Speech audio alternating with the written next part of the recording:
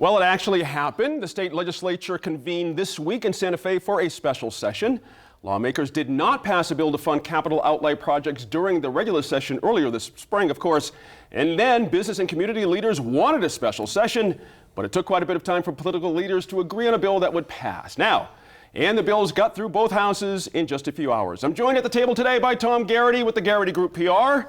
Dede Feldman, a former New Mexico State Senator and author of Inside the New Mexico Senate. Please do read, it's awesome.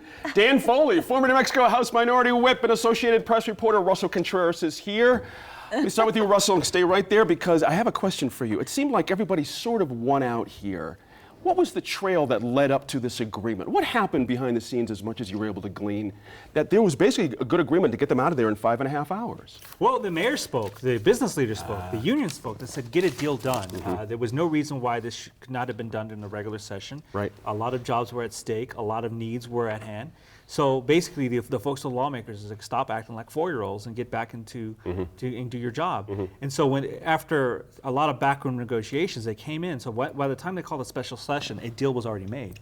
And the votes were already there. All that was left was the theatrics. Right. Were we going to see another Shakespearean play where we knew the end result was going to happen? And, Sure. and who was going to say something outlandish? In the end, it took, 4.5 hours to finally get something done. It was fast. To the shock of many of us, we thought that there would at least be one wrench thrown in this. That's right. It wasn't, and it got in and got out very fast. One wrench, Dede Feldman, Senator Feldman, was taxes hung people up earlier in the session, but it didn't seem to be much of a blip on anyone's radar at this point. There was some opposition to the tax bill in the Senate, and I think that there could have been some more discussion of it as well. I think there was an actual question as to whether, the tax tail wags the job's dog, and whether there's any kind of evidence that this tax package will create jobs.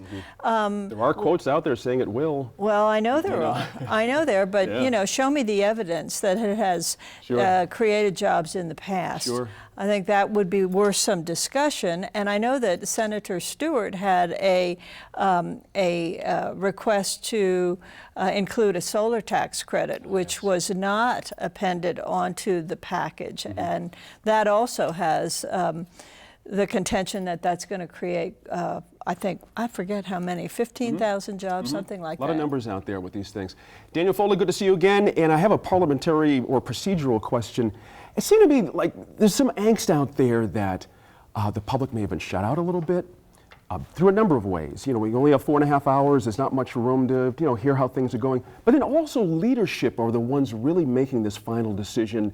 And all the other rest of the legislators are sort of going, okay, whatever you guys come up with, we've agreed to. Was the public served in this session, in your view? Well, I think a couple things. First of all, there's not a lot of public that wants to go up and watch this stuff anyway. So, I could tell you when I was there, the galleries were not full with people that, especially during the summer, that chose to be there. When kids could get out of school, they love to come to the Capitol. When you're interfering with their summer break, not as interested. Gotcha. It's the individual legislator's job. Many times when I was in the legislature, they would try to run through capital outlay, and I would stop and start asking questions. It would make everybody angry, but the individual legislators have the right to do that. So I think at the end of the day, I think there clearly were some winners and losers. I don't think everybody was a winner. Everybody beat up on Governor Martinez going into this. The media beat up on Governor Martinez. She got everything she asked for. Everything. She didn't lose anything. Right. The loser in the whole session, I think, was Michael Sanchez, who put up the fight going into the session, put up the fight during the session, kind of led the charge in the media about how this was going to go. And when we got there, he was persona non grata. It was John Arthur Smith, it was the governor, it was Don Tripp. It was these folks that kind of seemed to get this stuff done, get it passed through with very little opposition. The governor got the tax package she wanted. The Rio Grande Foundation, Paul Gessing, who's been a guest here many times, he's published numerous articles with the actual numbers on how these tax cuts.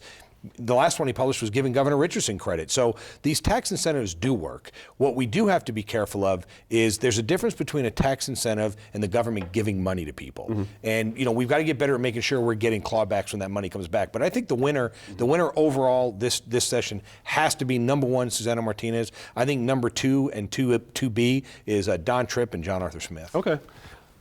Tom, some other folks went out here, senior senators. There was a lot of need out there.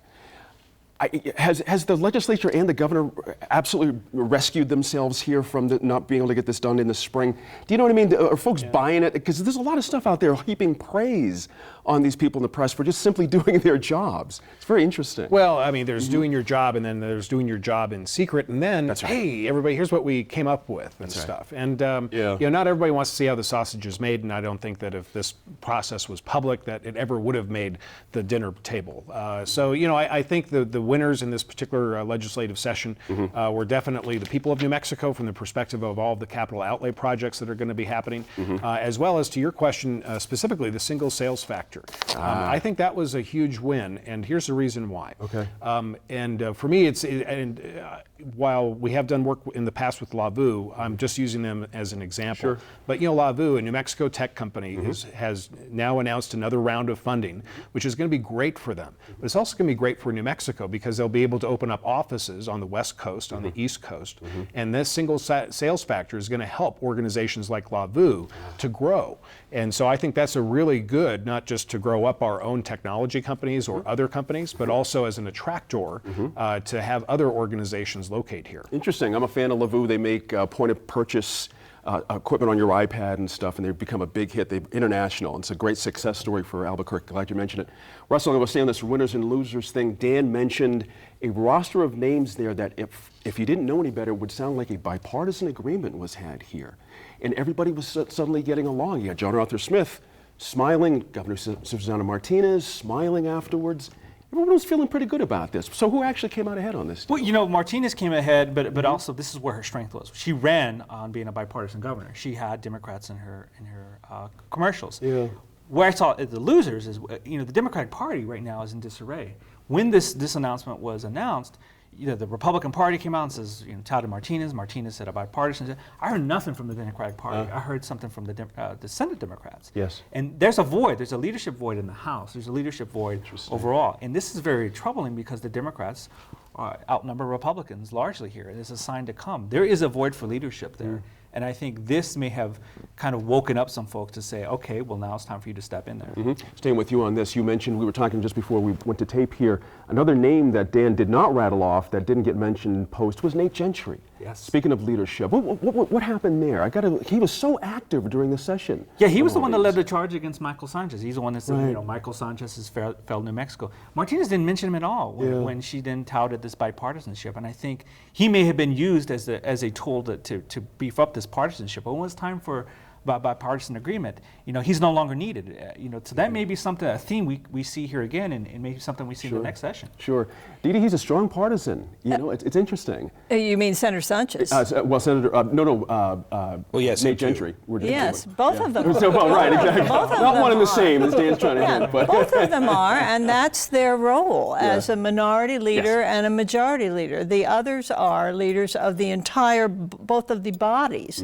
So, you know, those are the ones that you look to for more bipartisan approach. But I think in terms of who's a winner and who's a loser, you have to go back to the original untangling of the capital outlay bill and see that actually the Democrats, although maybe they lost the PR battle to some extent, they got all of those projects reinserted into the capital outlay bill and some, 295 rather than 260 some million in capital outlay. So that's something that had been excluded. Then those were senior centers. Those were projects on the res that play to the Democrats' base as well. So I think that's sort of under the surface. Well, you're also saying also that the ultimate winner is the taxpayer. People who paid for this stuff, they ultimately won. Well, at some level. I mean, I think in terms of the capital outlay, definitely. In terms of the tax package, I'm just looking at the fiscal impact report and seeing that it's actually going to be costing local governments as soon as 2019, $6.1 million in lost revenue. Right. So I think the final story is a little bit cloudy. Interesting. Dan, the last bit here, roads and transportation, that was a big issue as well. Do we all win? Are roads going to get miraculously fixed here? They're or going to what's get fixed. They happening? have to. I mean, we talked about this. The senator remembers, you know, when Governor Richardson took did the rail runner and did the spaceport, and they took, you know, the Democrats were in charge, and they took that road money and they reappropriated it. We said then this is going to come back to bite us. We cannot readjust. We cannot reassign maintenance money and just hope that it comes about. I think Governor Martinez ran on that, saying she's going to fix that. Right. And I think that she's been, nipping away at this. And I think this was another big win for Susana Martinez, that she said, you know, listen, we are going to fix the roads and bridges. We're going to do it not at the expense of anything else. We're not raising another gas tax, because we're not going to go raise the gas tax to pay for the rail run or anything else. We're going to do it with what we have. And I think that's why. But isn't there some question about when you say how we're going to do it? Money, it seems to me, as I'm reading it, is moving around. There was some Native American money that was moved around for their road stuff that suddenly, you know, seemed to move somewhere else. I mean, there was a lot of shenanigans, it seemed, with this. Well, it's how not to that it's pay for the shenanigans, roads. Gene. What it is it becomes about where you can, you know, in New Mexico, one of the biggest problems you have with the budget, I think the senator would agree, is you're constantly moving, trying to match federal dollars. Okay. You're constantly trying to say, well, if we move money over to this, that gives us access to a government program that gives us a 2-to-1 match or a 3-to-1 match. Yeah. That inherently, I think, lies with what's the problem in New Mexico. We're constantly dependent on how do we maximize our dollars to get more federal dollars here. We'll see how this all plays. Up next, what does a new report on suicide among female veterans tell us about the needs of vets here in New Mexico?